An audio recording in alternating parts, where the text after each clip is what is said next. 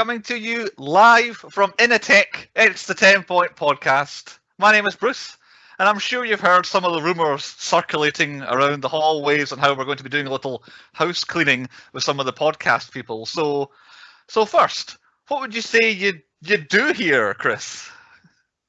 I don't know what he says. It's set fire to the building, is usually what you say. Oh, that was it, yeah. And secondly, looks like someone's got a case of the Mondays. It's Andy. I always have the Mondays. Probably every day of the week is a Monday. Welcome to the 10 Point Podcast. We are the 10 Point Podcast. You can find us wherever you get podcasts. I'm not going to go any deeper into that. If you listen to podcasts, search 10 Point Podcast over there. Find us on social media, YouTube, Facebook, and on Twitter, 10 Point Podcast on all those. And on YouTube, you can see video versions of our podcast too. And you Chris can will drop nudes. Chris is quite often nude over on YouTube. I don't know if that will drive viewers to us or not. Your nipples. Put comments under the videos, send us requests, all that sort of stuff over on YouTube and on all the social medias. We want to hear from you. Get involved. And you can join our cult at 10pointpodcast.com, where you can get involved with all our 10 Point Podcast stuff over there. And that is your central hub for the 10 Point Podcast. And you can find all of our, what we're looking at now, 70 plus episodes that we've done on the podcast, all over the place, on all these different various YouTubes. We almost do more podcasts than Kevin Smith. Almost. Yeah, it must be, I don't know, it must be top 10 for podcasts done during the pandemic. If you want to hire us for events or birthday parties, we're there as well. We could do that. We could review anybody's favourite film for their birthday if you want. I reckon that's the thing. I reckon they would argue with each other about how Yeah. the film is. Yeah. You can pick your favourite film and we'll destroy it. We'll often not tear it apart, and it will get a 4 out of 10. It's usually where we sell as a 4 out of 10. So I'll say we will be watching. We watch any film you want us to watch. So in the past. Oh wait, no. As long as it's 70-30 subtitles. Oh, that's right. Yeah, our official balance given. Yeah, 70-30 subtitles. Okay, on to what we have been watching in the last week. I've done no prior prodding and planning about what we have watched in the last week. I'll do it. I'll go first. You go first, because it links into 70-30 subtitles. So I decided to watch Netflix's new Army of Thieves. Ah, yes. Mistakes were made. Is that the prequel to the other film? Yes. Yes. What's the other one They called? do I remember advertise. liking it. Army of the Dead, It was Dead, yeah. I didn't like it that much. which had the dead pixel that annoyed me. I quite liked the film, but the pixel really annoyed me. That's right. Where this one, I got 3/4 of the way through the film and then went, nah. I literally turned it off. I stopped it because I got bored. Basically, the gist of the film is it's about the safecracker dude who teams up with a bunch of other people that crack safes, and then they rob 5 safes. Now the problem is they genuinely rob 5 safes, and once they've robbed 1, all right. Once they've robbed 2, it's like 3. I was like, ugh. I got to the 4th safe robbing. It was the same as the first one. And you couldn't go any He more really with does your not know how voice. to make films anymore. He a lot of fancy combination graphics and looking at insides of safes, but I think the film's about 2 hours 20 minutes. I think I got about an hour 40 in, and I'm like, oh, fuck this. Way too long, you prick. Well, there you go. So- That's 100% put me off watching it because I wasn't going to be watching it anyway. So now I'm No. definitely. I wouldn't bother. A lot of subtitles in the start as well because he's in Germany. Avoid is Yes. whatever that one's called, Army of Thieves.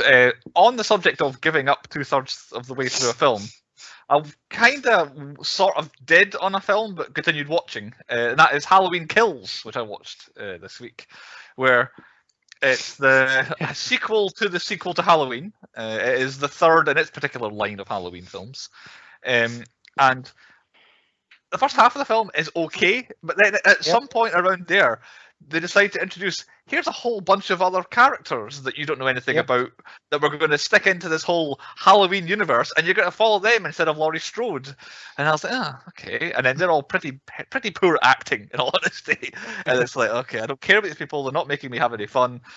And I was almost at breaking point. I was almost like, I can't be doing this anymore. But actually, it picked up towards the end when you get Spoiler alert, Michael Myers comes back into it a bit more at the end. Oh, dude, I never knew that.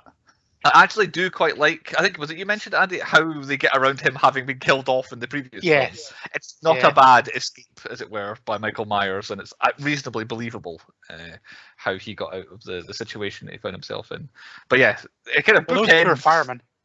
Oh yeah, the poor fireman getting abused on the way to work before they even put out the fire. Yeah, the kind of middle hour of the film is a bit iffy, but it's actually bookended with a not too bad kind of, I don't know, half hour, 20 minutes is either side. But I would not give it a thumbs up. It's the weakest of this particular line of Halloween films so far. Come on, Chris, you need to give us something good. To Yeah, actually did you watch something good in the last week, people. Chris? Yeah, I've been a busy boy, actually. I watched Old Man John Wick, which is nobody to everybody else, Right, okay. which is actually really good. I thought it was a great film. Did you Bit predictable. Oh, yeah. Speaking of which, did you spot Bob Odenkirk in Office Space? Because he was the last name on the credits, and I didn't. He's played someone called Bob, and he was apparently in Office Space, but I did not notice him, whether Nope, it by I didn't see him. I didn't even by know his his name. face or by his voice. But yeah, he was the last name on the credits, and I did not spot him at all. Huh. But yeah, so I'm glad I'm not the only one. Maybe you got cut out. I don't know. Oh, But maybe it is. carry on with nobody. Yeah, it's a bit predictable, but it's really enjoyable nonetheless. Like I'd highly recommend it if you haven't seen it. I also watched the Fellowship of the Ring. What a film! Oh, God. I don't need to say anything else. It's what a film. It's what turned me into a geek. It's and if nobody's ever watched the Lord of the Rings film, take 9 of the trilogy. Just take 9 hours out of your life, just watch it. All back to back. I mean, You won't be disappointed. my stance has always been the first one could have been an hour shorter, not another hour longer when they make the extended version. So I think They did add in a lot of nothingness. yeah, the short version of the first one and then go the longer ones of the last two, I think is probably the best version. So what would that be? 11 hours rather than 12 of Lord of the Rings, I think is the best. Because yeah, there's a lot of not an awful lot happening in the Fellowship of the Ring, personally. And I don't like the Fireworks. fact that it's now in 2 discs. You can't get to a good point. You're like, ah, you gotta get up and change the disc. Amazon has got it all in the streaming service soon anyway, we'll be fine. Yeah, I don't know. they've got their- Sorry. Finally, on Halloween, I watched Beetlejuice. It's got to be the ultimate, what's the word, supporting actor movie for somebody who's literally in their own movie for 15 minutes and it's named after them. I mean, as a rival in Silence of the Lambs, I think Anthony Hopkins in Silence of the Lambs, he's the quintessential won an Oscar despite being on screen for 9 minutes or whatever it Yeah. was, I think. But I've Yeah. done Beetlejuice too. I've not seen. I don't think I've seen Beetlejuice since I was a child. That's how long it's been since I've seen Beetlejuice. It must be a long time. It was a bit of a bittersweet because I forgot who was in it, and as soon as Alec Baldwin popped up, I was like, ooh. Is it too soon? It's fine. It wasn't him. Alec, poor Alec. What's it? I don't think it's his Yeah. fault. No, yeah, but again, absolute banger of a film. Like probably one of Michael Keaton's best performances for all 15 minutes. But it's a great film. Just It's definitely watch one of it. the things he's famous for, isn't it? I think it's Yeah. probably up near the top of Michael Keaton's list. Honestly, I know I won best Halloween costume about 6 years ago, dressed as Beetlejuice. Yes, it's a cracking photo. I've still got that photo somewhere. I think it's on the Yeah. cloud. I think it was when we were trying to find cover art for our It's going to podcast. get used for the podcast at some stage when you least expect it. Whenever we do Beetlejuice, that's what's going to get used, I would say. Oh, I'm happy with that. That's my 3 films. So That's yeah, it. 3 Yep. thumbs ups. Yeah, there we go. So actually more positives than negatives there, but we're all critics. We better crack it on with the podcast this week then. Point number 1 on the 10-point podcast is, what is the point? The point this week is the 1999 comedy Office Space, brought to us by 20th Century Fox that we've done before on Gone Girl, Alien, Me, Myself and Irene, and Kung Pao Into the Fist.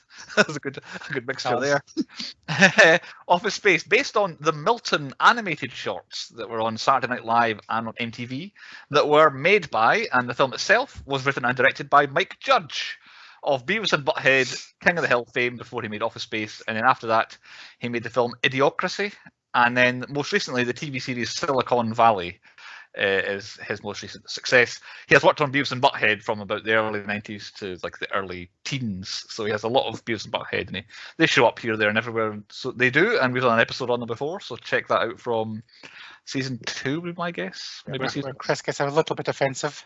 Chris is A a meltdown. yeah. He attacked everybody with Parkinson's and everything like that. He was on a roll, that one. Every single disability and, I don't know, minority or whatever it was. I had a mini breakdown that day. I'm sorry. He did. Yeah, so check out, that's an advert for an episode and a half. So Mike Judge behind Office Space. The film stars as Peter Gibbons, Ron Livingston, who prior to Office Space was in Swingers, quite a small role in that one, but I recognise him from it. So Office Space was his big feature role. I should mention that the Mike Judge wanted to just cast nobodies, like funny people that he knew, but not big names, because it would make it seem more officey and mundane, these kind of normal people. But then 20th Century Fox were like, nah, you need to cast somebody big in it. So Ron Livingston was not the big star.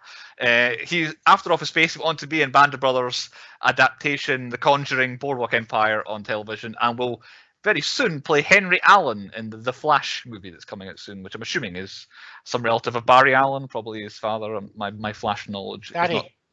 Oh yeah, it was the guy who was in prison. Or was that somebody else? Aye. In the 4-hour-long epic. Could be right, yeah. But the big star that they did cast as Joanna was Jennifer Aniston, in probably just about the height of Friends fame at this point. So prior to Friends, she was in Leprechaun, which always makes me laugh. That's on her credits. Then Friends, she became one of the biggest stars in the world. Then Office Space. Films after that, The Iron Giant, The Good Girl, Bruce Almighty, Along Came Polly, Horrible Bosses 1 and 2, The Millers, a film called Cake, which apparently she's known for, but I don't recognise it. And recently has been in The Morning Show television series on Apple, which is... And bagging Brad Pitt. Not anymore, maybe? I don't know. Like celebrity gossip. Oh, but yeah, at the height of her fame, she was in The Famous Celebrity Couple. And the third build at the start of the film, as Milton Wadhams, is Stephen Root. Famous for being in King of the Hill. He played Bill in King of the Hill. I'm not sure what your King of the Hill knowledge is like, but King of the Hill, he's kind of the bald guy with the white vest on is Bill. Oh, right, yeah. Then he was in the TV show News Radio, which I hadn't heard of, but he was in nearly every episode of that. Prior to Office Space, then in Ice Age, he played Frank, and then to me, he was famously in Dodgeball. I recognise him most from being in Dodgeball, and recently he has been in the Barry television show, which I do recommend. I've not seen all of it, but give Barry a bit of a watch. It's a kind of dark comedy about a hitman, essentially, is what it's about. But again, I've not seen all of it. But Stephen Root shows up in absolutely everything. He's been in one episode of everything. He shows up for one scene in quite massive films, or he'll be in one scene of like a silly comedy film. I think his IMDb page had 250-something credits on it, which is comfortably 50 more than anyone else normally has. So he's a busy boy, is Stephen Root. And they were the first three on the credits. On a budget of $10 million, Office Space opened for $4 million in America. Its final US gross was just $11 million. Worldwide, I have no idea, but seemingly the numbers were given to me. According to the internet, it made $11 million in America, and it made $446 in New Zealand, and no other countries reported any money whatsoever, despite the fact it was released in cinemas in 20 countries. None of them were the UK. It never got released in the cinemas in the UK. But yeah, about 11 million. However, it made comfortably more money in home video sales and rentals in the year 2000 than in the cinemas in 1999, which made it very profitable. But Mike Judge did not want to do a sequel because he couldn't go through the failed cinema run that it had. Like, he struggled so badly with how badly it did at cinema. He didn't want to make another one, despite the fact it actually made money in the end. So profitable, but not successful at the cinemas. Maybe due to that, it received not one single award nomination for anything when it was released, but it did get 2 nominations in 2005 for its DVD release. Neither of which it won. But yeah, not a single award or nomination for any award in 1999. Did Office Space, probably because it was so kind of small, I would say. And then Mike Judge also got like a Texas Cinema Award that was attributed to this film. But every film he ever did was also involved in that. So one of those ones that doesn't really count. So yeah, not very successful in terms of money or awards, Office Space. I have a synopsis for it. By Claudio from Rio de Janeiro, Brazil. He usually gets in ahead. Back to back. He every week he must go and watch the film, writes a review for me to be on the podcast. Is the only theory. So Claudio says, in the Initech office, the insecure Peter Gibbons hates his job and the obnoxious division VP Bill Lumberg, who has just hired 2 efficiency consultants to downsize the company. His best friends are two software engineers, Michael Bolton and Samir Naghinanajar. Hey. That was in one go. That one. That also hate Initech and his intrusive next-door neighbour Lawrence. He believes his girlfriend Anne is cheating on him, but she convinces Peter to visit the hypnotherapist Dr. Swanson. Peter tells how miserable his life is, and Dr. Swanson hypnotizes him, and he goes into a state of ecstasy. However, Dr. Swanson dies immediately after giving the hypnotic suggestion to Peter. Peter, in his new state, starts to date the waitress Joanna and changes his attitude, which results in his being promoted by the consultants. When he discovers that Michael and Samir will be downsized, they decide to plant a virus in the banking system to embezzle fraction of cents on each financial operation into Peter's account. However, Michael commits a mistake in the software on the decimal place, and they siphon off over $300,000. The desperate trio tries to fix the problem, return the money, and avoid going to prison. Very thorough from Claudio this week. Who picked it? It was me. Even did a podcast. That's it. I know. We covered the whole thing. I picked it. It fits my theme, which has not yet been guessed. I have seen it before. I'll see how I found this first. I found this because in season 7 of Family Guy, there's a scene in the Surfing Bird episode where Brian and Stewie finally have enough, capture the record, and take it out into a field and smash it up to a hip hop song. And I'm like, what is this reference to? And I discovered it was to the film Office Space, and that's when I first saw the film. Had you guys seen it before?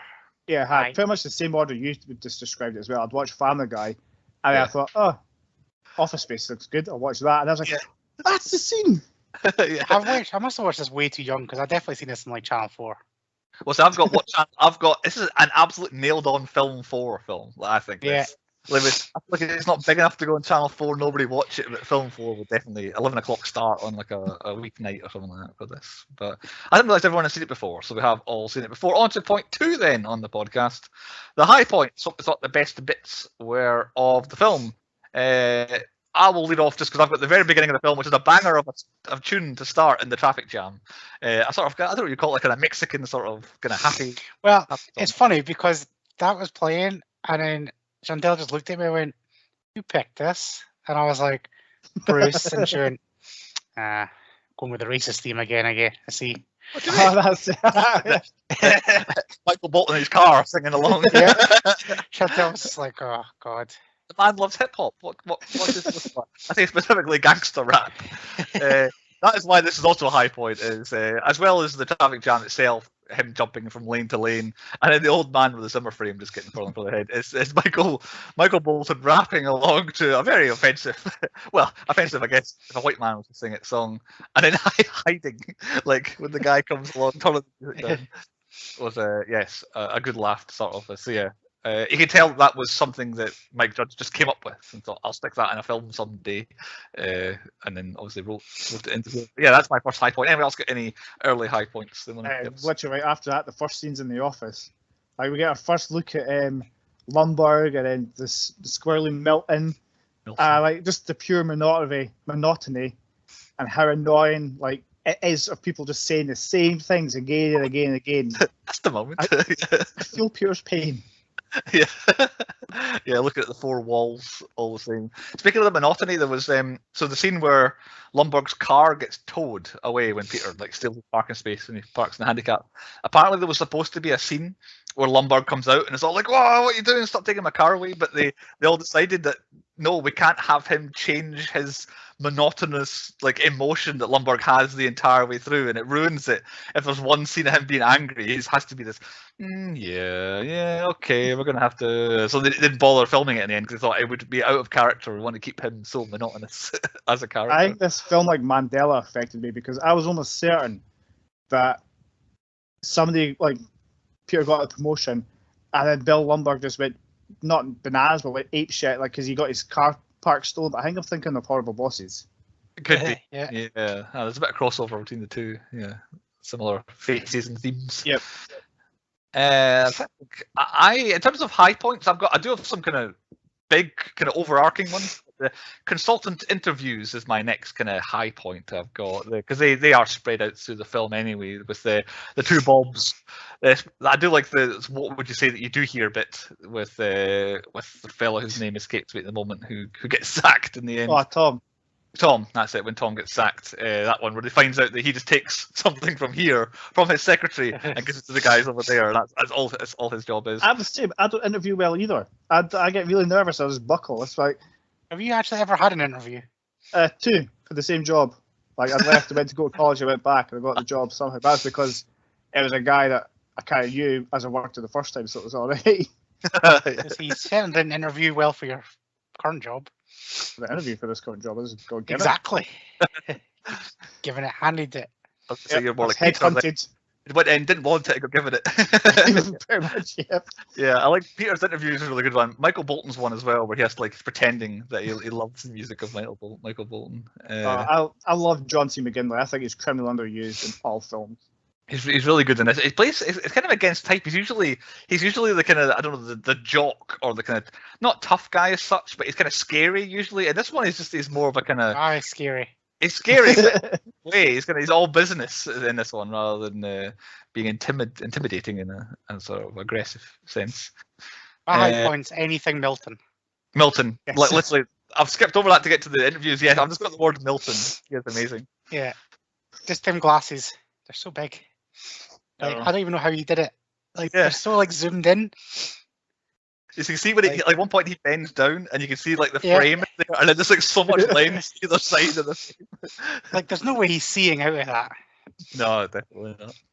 The Mike Judge based him on an old person he worked with when he was, I can't remember, I think he was an engineer or something like that. This guy, and he once just said hello to him, and the guy just started moaning about how he's had to move his desk 4 times. Yeah. So he banked that and wrote a character about it. So yeah, that's where one of the things It's like half the replay crew.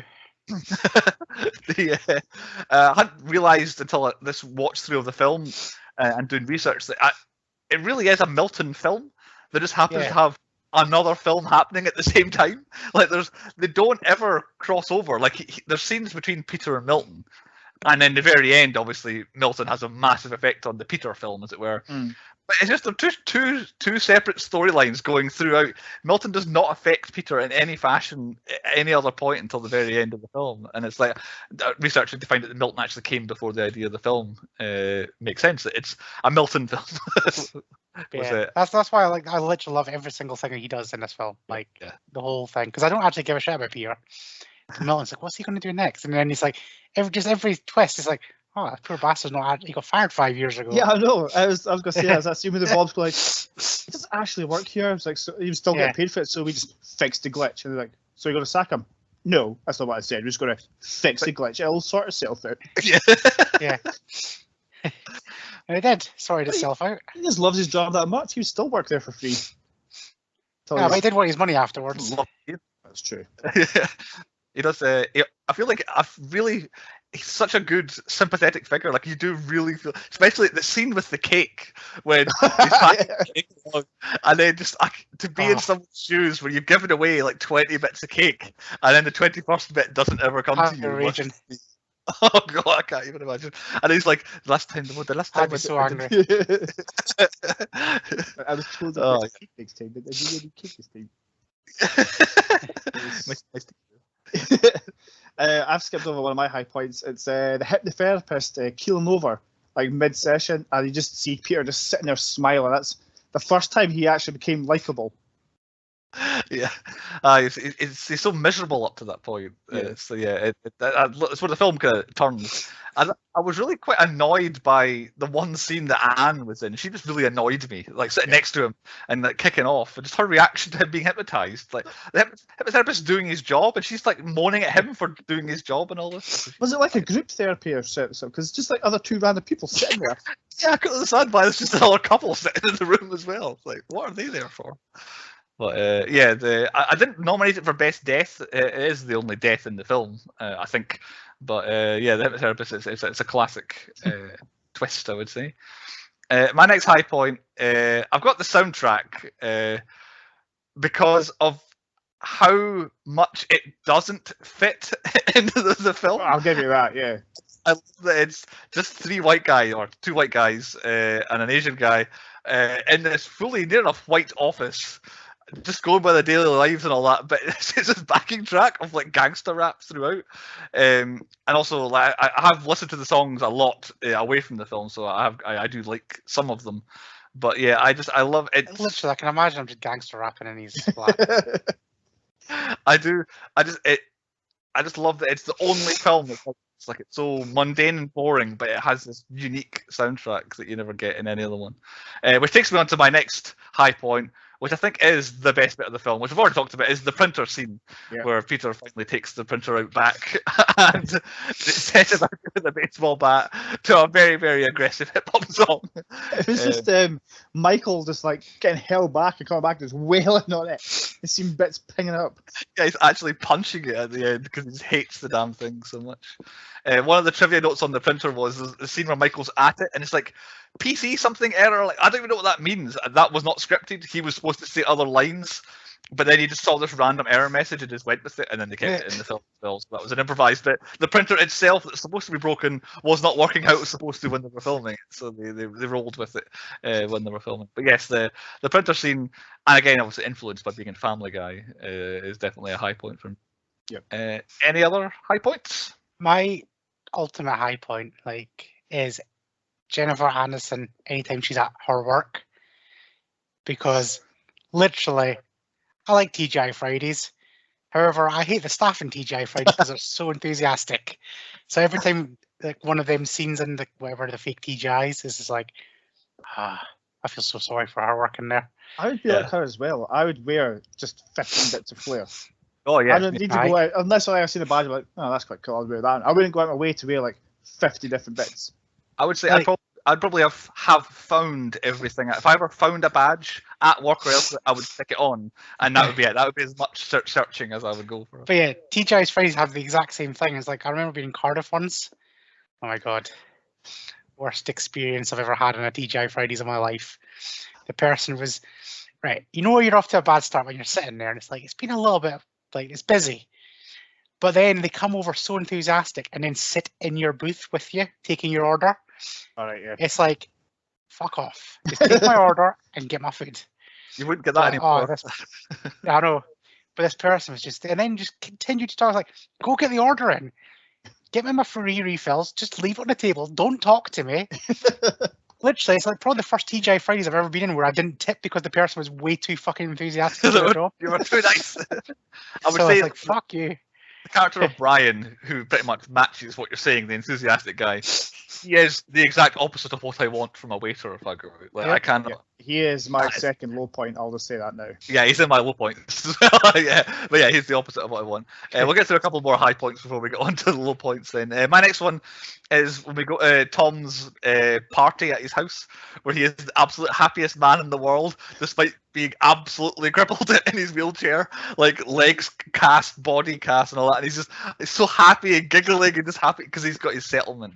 I thought a brilliant happiness. Apparently, I haven't got this anywhere else, but I think the back garden of his house I read was the Edward Scissorhands back garden. I was gonna say it looked familiar. There you go. So Chris recognises it. I cannot vouch for that. I didn't put it in my movies later on, but now I'm thinking about it. But yeah, the scene at his house, and a shout out to his jumping to conclusions mat, which is an absolutely dreadful idea. I don't even understand the point of it. Like, I'm not sure. Genius. I see how it is an idea, but I don't understand what you stand there and then what you then have to make the decision to jump to it. Well, unless the bits are interchangeable and you do it blind, like with your eyes closed, and then jump. But if you've written them down and they're there permanently, you know exactly what bits are there. You just go, I want to jump there. He does have a point. The pet rock is the best invention ever made. What is a pet rock? Is it just a rock? I know. Oh yeah, genuinely, you can buy them. Yeah, there literally is just somebody made a toy of a pet rock. And it's like they made millions off of that shit. Absolutely fucking genius. Yeah, that's all you need. That's with Tamagotchis and all this stuff. There's technology involved in these random wasting things. Fidget spinners, they're probably a billionaire. Oh my god, they're the worst thing in the world. They've now made fidget spinners with poppets, so now you can spin it and pop it at the same time. It's the reusable bubble wrap that I don't get at the moment. They're everywhere. What? Reusable bubble wrap. As in you pop it It's and like then you can Yeah. Right. How the fuck did you do that? What's this popped? Is popped. No, you push it back the other way and you can pop it again. Ah, it goes both sides, right? Okay. Oh, Yeah. that. Oh, right. They're called poppets. I know what you mean. Kids have got them Oh, they lined are up here poppets. somewhere. That's reusable bubble wrap, like normal things. But I saw when I was younger, yo-yos made a comeback for about 6 months, and then they were everywhere, and then they go. So whoever at that point decided yo-yos are going to make a comeback, they've just made $1 million off of that. It's like a stock market. You decide we're going to sell a bunch of this, kids will love it, make your money, and then get out. It's like fuel. Fucking hell, we've got a longevity fuel. I know, let's make a fuel crisis. People will buy it then. So my final high point I've already mentioned, which was the 2 films happening at once in the middle of one film, is my last high point I enjoyed that you could. I've got bounce one back. small one. Okay. Kind of, and then I've got one kind of explain something. But like the scene of them downloading and uploading the virus, and they make it do all this slow motion, like Ocean's 11, like passing it off and stuff, and then at the end of it, it's like, well, that was easy. That was easy. Any of that stuff. Nobody paid any attention to the one little bit.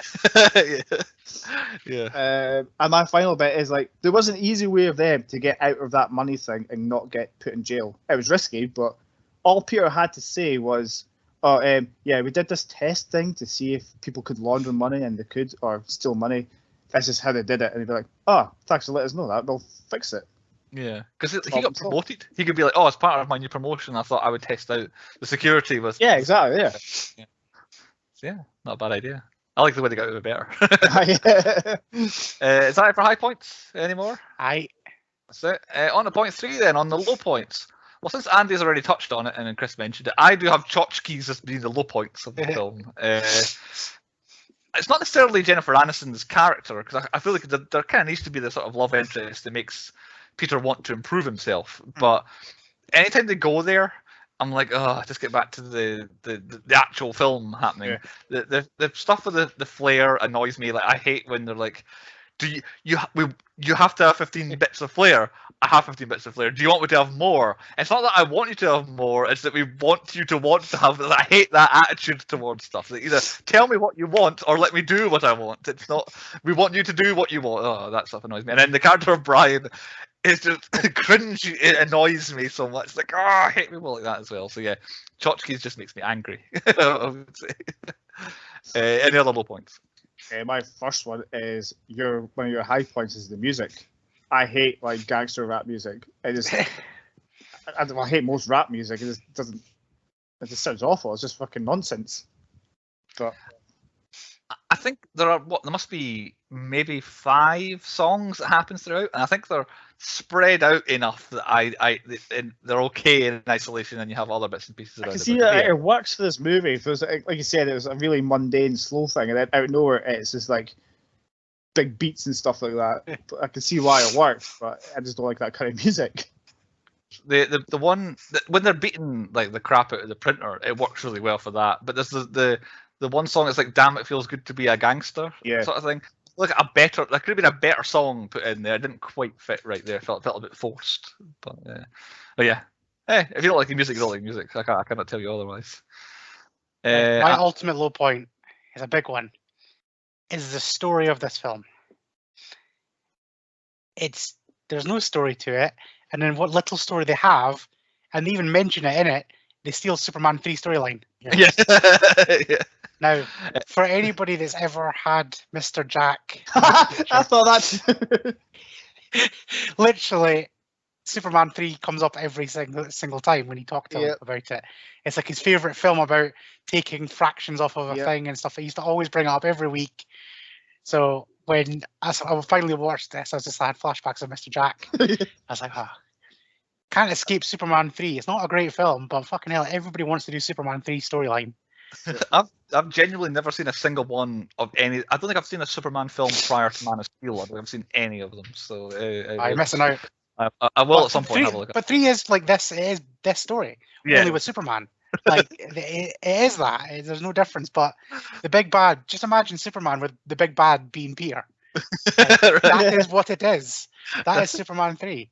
And I think this is where this film really struggles with me, because I like Superman and stuff like that. But it must be the 3rd time that Superman type thing's been done. Theory, yeah, and it's just like, but they're not like subtle about it. They say, "Oh yeah, this is." It goes So to it just kinda- like Superman 3 at one point, yeah. Yeah, so it's kind of there, but it's Superman 3. And that's why I like the Milton storyline, because he's just that's a different story. Yeah, I've got one of my low points is literally it takes half of the film to get to the point.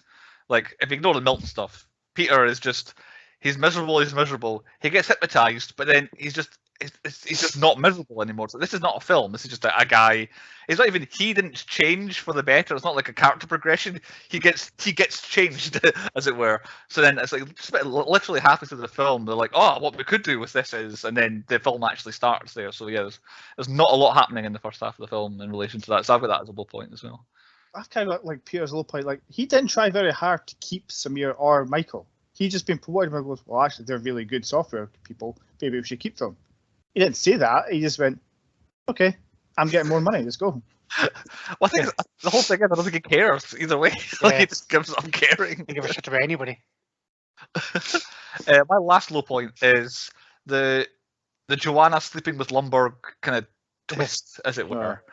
Is it felt forced anyway? It's like, oh, how can we? Like, I mean, we'd have a film storyline where they get together, they have to go apart so they can come back together again in the end. It's all right, we can just only use his surname, and of course everyone thinks because you've used a surname, it's only the one person, and surely it's the same person that you know. So yeah, I did not like that random twist, and it never felt right. They should be interested in Lumberg anyway. Like it didn't suit, and that's my only other low point. I'm afraid. I've got a couple of wee ones. Like I forgot how slow old computers were. When you try to get away and it's like uploading and thinking about it, and you just leave it. Go. If you want to go, it'll sort itself out.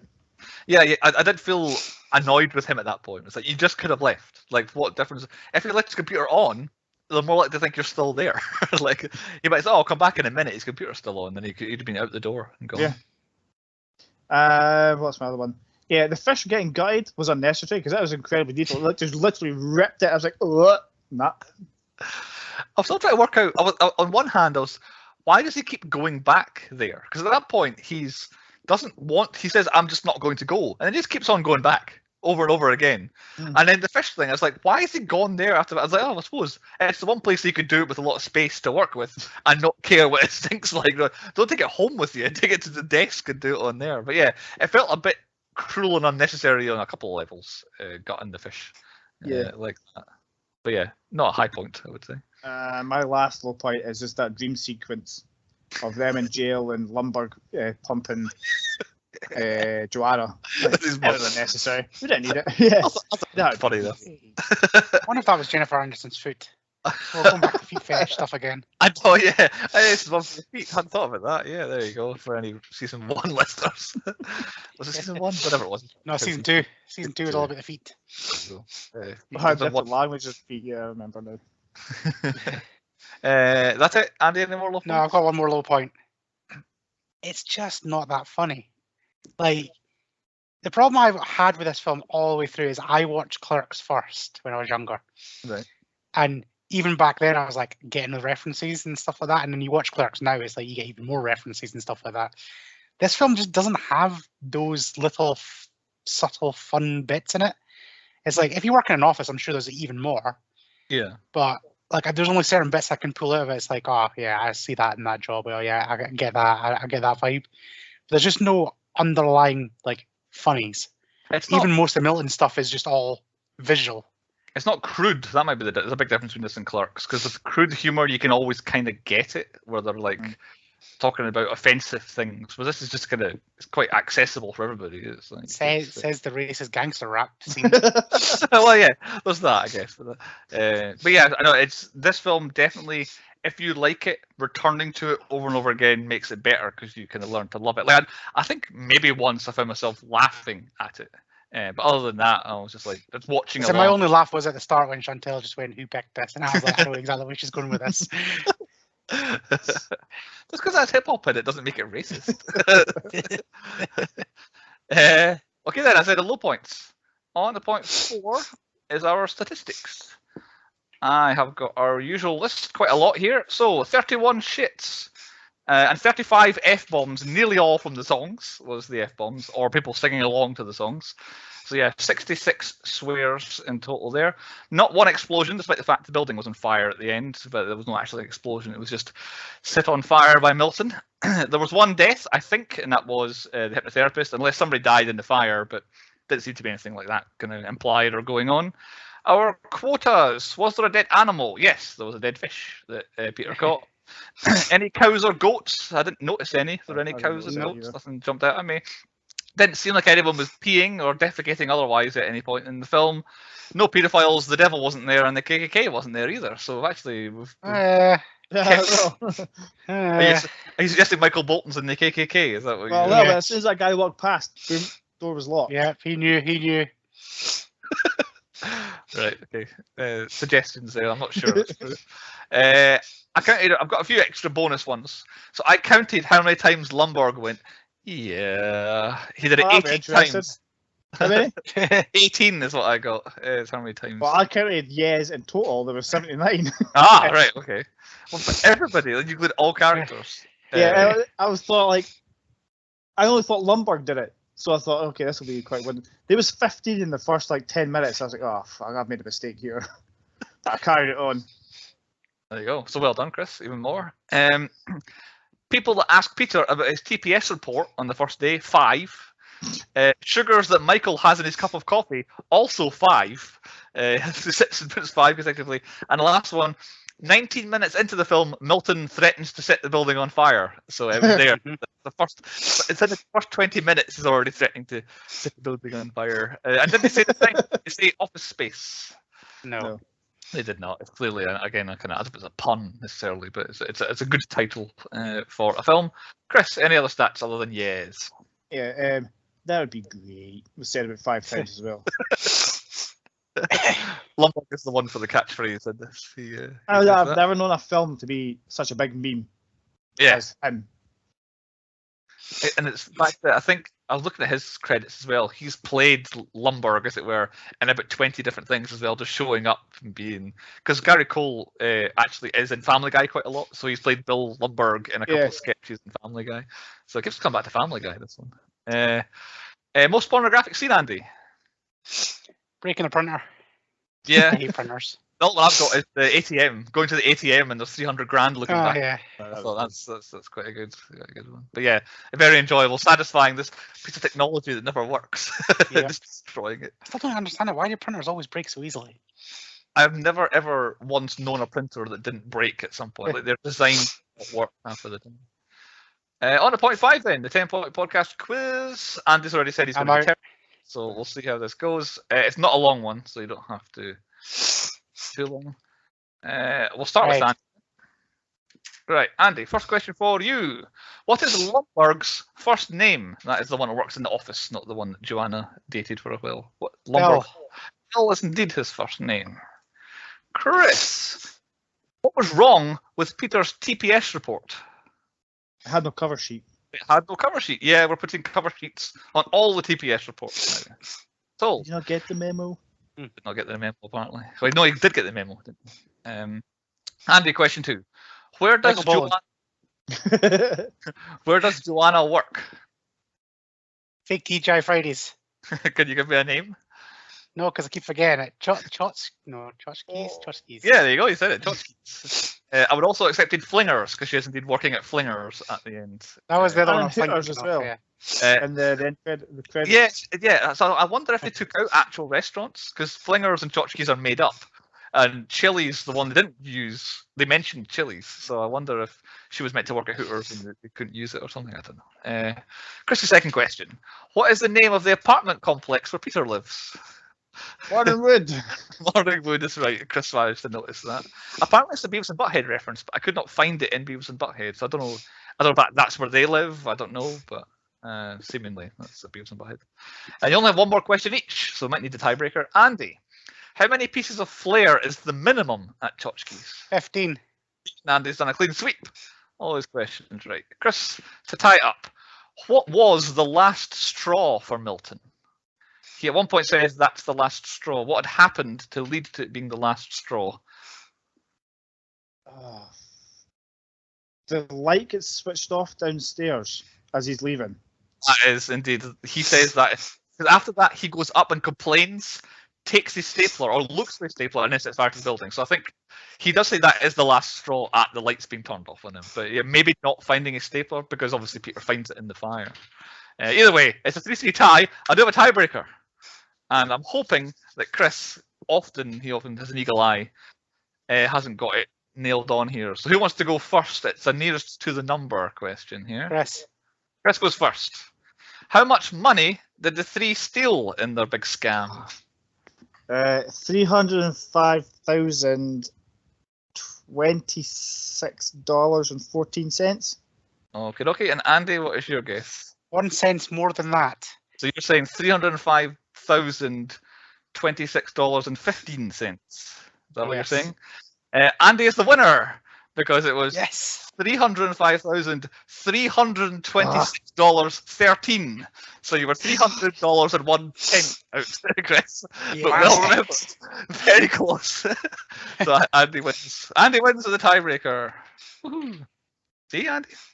You have a lot of confidence. You always say you're not going to win these. I know shit. Yes, you noticed. Make a rule that you can't go 1 cent higher or one number up or down. I should make him guess first from now on. There you go. Right, well, we'll see if you remember that. Disappeared at the office for a second there. Right, on to point 6, movies within movies.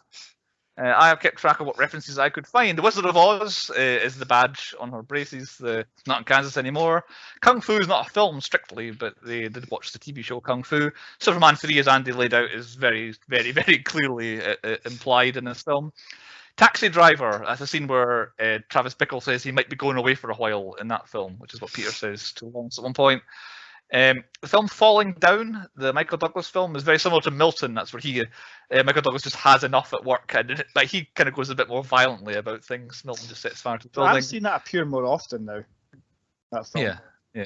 I think it might be worth a watch soon, I think. And then I've got Family Guy, all the references from the Family Guy. And Never Not Good is when people get angry and attack an inanimate object with something. Immediately I'm thinking of Fawlty Towers with the Basil Fawlty attacking the front of his car. Like, if you beat up an inanimate object, it is usually quite funny in a comedy film. Chris, movies within movies. I thought there was going to be more people in this, but not really. Ron Livingston was in The Vacation from what season 3, I think it was. Diedrich Bader, who's not been mentioned, but he was a self-defense instructor in Rex and Napoleon Dynamite. Rex Columbo, yeah. He's an absolute belt of an actor as well. He doesn't get used enough. Yeah. Most recently, he's been getting top billing in this movie is Stephen Root. He was the blind radio guy from Oh Brother, Where Art Thou? Mr. Lund, apparently, was his actor name. All right. And Mike Judge voiced numerous characters in Beavis and Butthead Do America. And I probably missed somebody. Well, Mike Judge actually played Stan, the guy who runs Tchotchkes. He's credited. Sorry, that's what I meant to say. He was in. He's credited as being William King. I think is what on the credits it says William King, but it's actually Mike Judge, and obviously he directed and wrote it and all that as well. But you missed one. Andy, have you spotted who Chris missed? No. I mean, she's one of the main stars of the film. We've done Jennifer Aniston before on the podcast. When? Did we? Yeah. Office Christmas Party. Shit, yeah. She was the main guy who ran the office's sister, who was kind of sort of in a relationship with Jason Bateman. I forgot about that film. Yeah. I even did that. I know. That was Chris's big Christmas pick last year, about a year ago, yeah. So, yeah. So yeah, there was actually five people in this we've done before, which when I picked it, I was like, I looked at because the top of the credits is Ron Livingston, Jennifer Aniston, Stephen Root, and it's a Mike Judge film, and I'm like, Christ, we've done everybody before, but I picked it anyway. How did you always recasting, Chris? Oh yeah, I was going to put us as the main trio, but Andy has to be Lumberg. Like he's got like an iron written all over him. What? I see myself I'm going to recast myself as Jennifer Aniston just because of the fingers. That made Jade crack up was her going, "Oh, is this for a bit of flair?" And then the way she looks at it and then gives it back again. That's a really good bit as well. Yeah. I'll put myself as Peter, like when he's miserable. Like I'm not clever enough to pull off all like siphoning money stuff, so I'm miserable Peter. I'd love to see you do that at the coffee shop. Siphon off money of sweets. And I see Bruce as Michael Bolton. because like more now for your love of music and your little bit of racism. Oh, thanks. What? Again, like I never thought of that until Andy brought it up, but it keeps popping up. So yeah, you're Michael Bolton. It's got a sense of humour. It's not going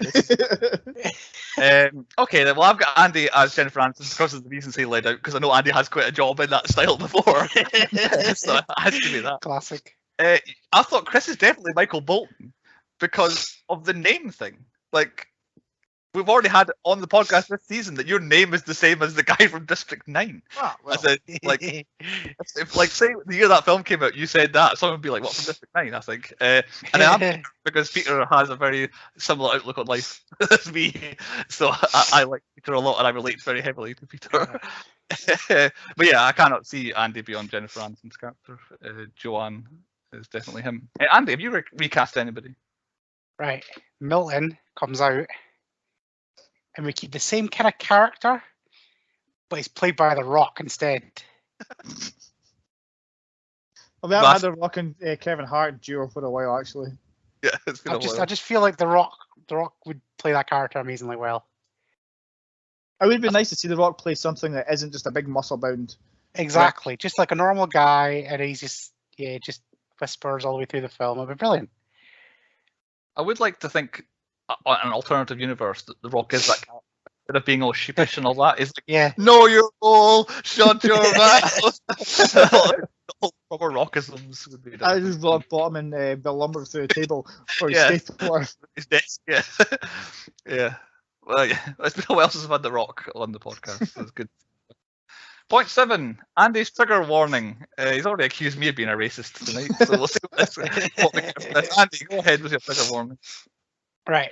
Mine's is kind of double-barreled one. It kind of leads one thing leads to another. So, basically, cunts that don't want to work. That annoys the shit out of me.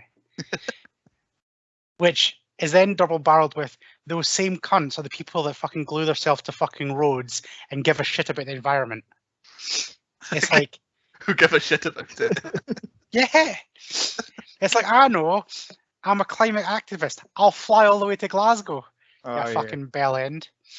That picture of look all at- the airplanes in the airport was ridiculous. Yeah. But it's true. It's just like, and then you got all these people, like I've seen them on the news, it's like, you're not working because you're standing outside, so you quite clearly don't have a fucking job. But you've got your fucking mummy and daddy's trust fund there, who's probably fucking burning carrier bags to light their own fucking fire. Plastic carrier bags as well, the pricks. I very much enjoyed the when they were talking about the menu, how many air miles and all that the menu had cost to feed the people at the conference. All these people. I used to work for the catering company there, so it gives me much joy to see them getting dragged through the newspapers like that. But yeah, someone likened it in one of the newspapers to serving cigarettes at like a lung cancer convention. So that was serving this kind of food at a climate change because the amount of haggis for this and that. It's also Scottish sourced, but apparently someone did the calculations to say that the air miles to make the food for them to eat at this conference was outrageous. I saw some guy saying that a bacon roll is actually better for you than a salad, going by the carbon footprint or something like that it leaves off. Aye. That's because you get a fucking pig, you kill it in the UK, you slice it up in the UK, you don't go and get your fucking lettuce from the Spanish cunts, you got to fucking drive over here, Climate... People just need to fuck off with the climate change. I feel like the trigger warnings triggered Andy this time. He was so nice and happy. Have you been hypnotised? Is that what's happened to them? It's Too angry. Just lazy bastard and bell ends that just don't like want to work and then just be a cunt. That's my trigger warning. Get a job. Oh, bloody hell. Right, on to point 8. Nominations for the 10 Point Podcast Awards.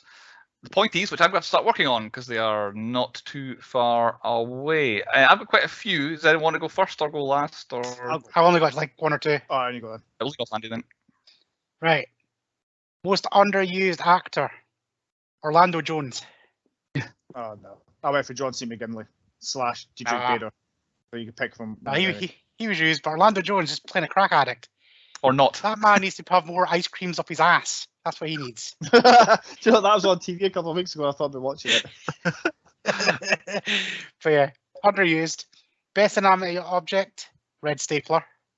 I've got that or the printer. I couldn't decide. The printer didn't work. So that's annoying, but it's just, the stapler might be the winner. Yeah. I don't know. I think the printers are sentient because they just decide not to work when they want. Good point. But it was a toss-up between that or the glasses. They were so thick. Where'd you? I see it. I got the COVID.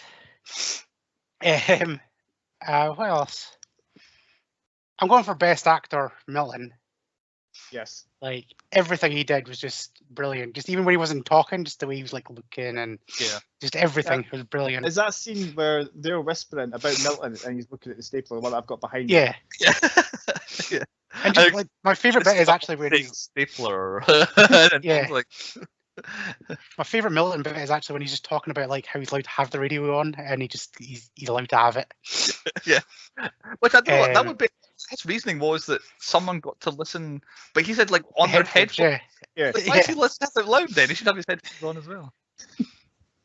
Yeah, that's about it. I'm not going much on this one. Chris, who want to give you? I've gone for biggest bell end is actually Peter. I thought I did Lumberg, but yeah, Peter is actually a bell end. I agree with Andy's I went for most underused as John C. McGinley. But yeah, I prefer him to I'd probably say John, if I'm a tiebreaker, I'm saying John C. McGinley as well, because I don't know, I feel like he's in it quite a lot, that's the only thing. He's in it a reasonable amount. Yeah. It's a Orlando Jones was on one scene, that's well, I'm going to say most underused in all films in general. He should be in every film. as a career, yeah. Yeah. My best plan is also my worst plan. Like the siphon off of money from the big businesses. The plan worked perfectly, almost, but then execution. Execution. Yeah, it's also the it worst. Always works unless Superman's around. That's pretty much the rules. Yeah. They'd have been fine. I was going to say John C. McGinley is the best actor, but I'll agree with Stephen Root is Milton. As just sneeze again. Silent sneeze, that one. My best quote. It was going to be Lawrence says. Joe said, "Do I come over for chat?" No, I don't want you fucking up my life either. Yeah, that's a good. But it's got to be. That would be great. I challenge anybody to say that would be great without sounding like Lumberg. For me, it's the I have to do Finally, I've gone for best fight is Michael Bolton in the printer. Of course, I thought of that. Fight, yes, okay, printer fight. That definitely needs that. Okay, my ones that I'll be mentioned. I've gone for Still for the best song by the Ghetto Boys. That's the one that plays during the printer scene. I think that's the song that makes me think of the film, and I think that's the best use of the song of one of the songs. Worst costume, Peter walks in with just sandals on at one point, and it made me feel unwell just looking at it. So that has to be worst costume. Stephen Root I've got as well. Best plan, I agree with Chris as it being a great plan. So and I'll leave it there. And actually, I've just about cleared out our A+ awards here, the top 10-point podcast awards. I've got nominations for nearly all of them. So best line, I've got when Michael calls Michael Bolton a no talent ass clown, because apparently that's the first ever use of the term ass clown.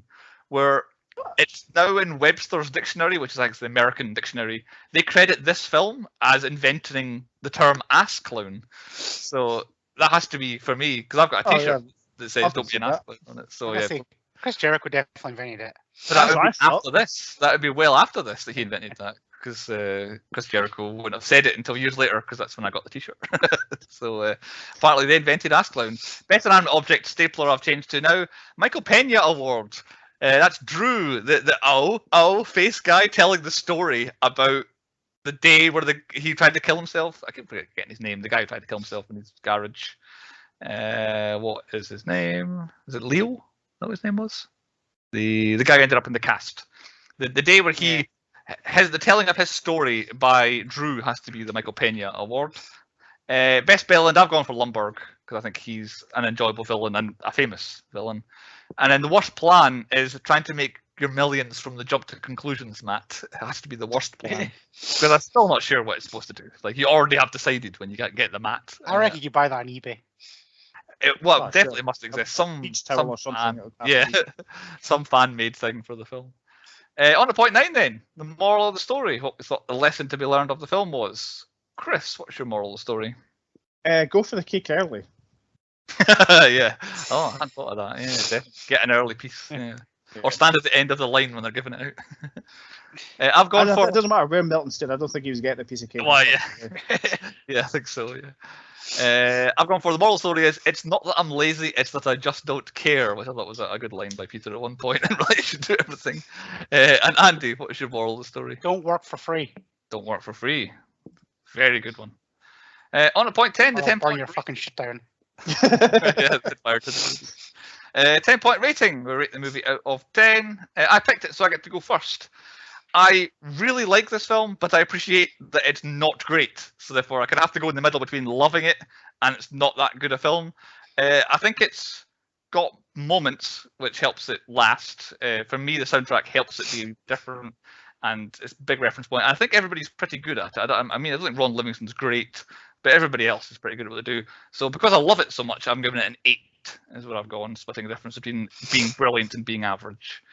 Andy, I've got you as being next. 3. Chris, I've got you as being next.